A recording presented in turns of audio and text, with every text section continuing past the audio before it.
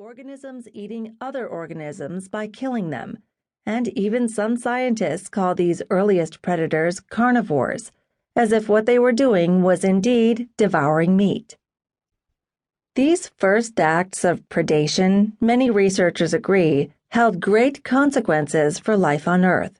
They were essential to the emergence of eukaryotes, organisms with complex cells containing organelles. After the predators started hunting down other bacteria, the engulfed prey would sometimes develop defense mechanisms to avoid being digested and would survive inside the predator. With time and generations, these fortified prey would evolve into organelles such as mitochondria, and eukaryotes emerged. All animals and all plants are eukaryotes. Once the ancient bacteria got hooked on the meat of others, it started a chain of events that led not only to the emergence of eukaryotes with their complex cells, but also to many other vital transitions in evolution, going from unicellular to multicellular. It's harder to get eaten if you have multiple cells instead of just one. From small to large, from soft-bodied to hard-shelled, from slow to fast. Without that first bacterium eating up another, there would have been no eukaryotes on Earth, no multicellular organisms, no animals, no meat-eaters, and no meat. The game of life was changing. Soon enough, specialized predators would be hunting the muscled flesh of others, and meat-eating as we know it today would be born.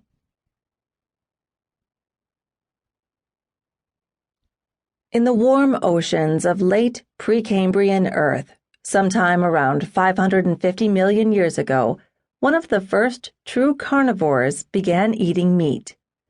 We know of this carnivore's existence because it left traces in the fossilized carcasses of animals called Cloudina.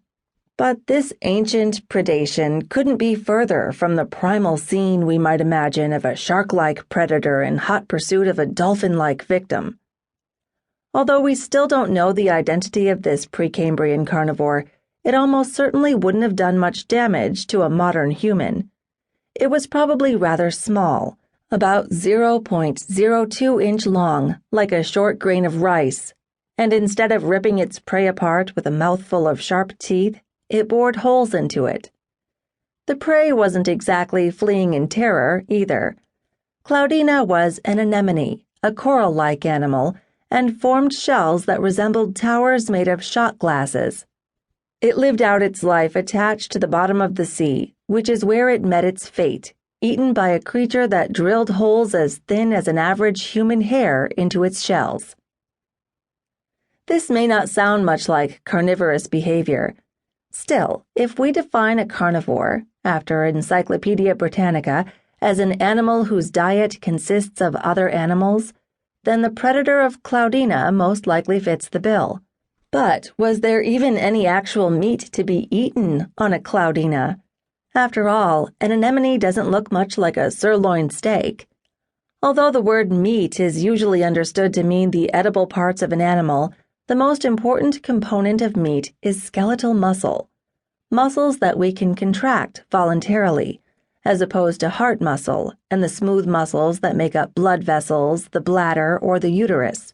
Did Cloudina have skeletal muscles? A real meat to be eaten? Quite likely, yes. Scientists believe that skeletal muscle has been around for at least 600 million years. Jellyfish-like animals, of which Cloudina was most likely one, were the first to evolve skeletal muscles, and so they were the first meat animals on Earth.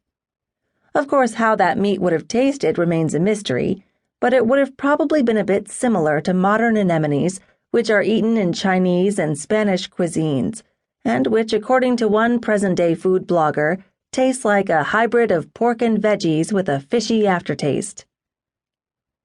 Odds are that the mysterious hole-drilling predator of Cloudina wasn't even the first meat-eater on Earth.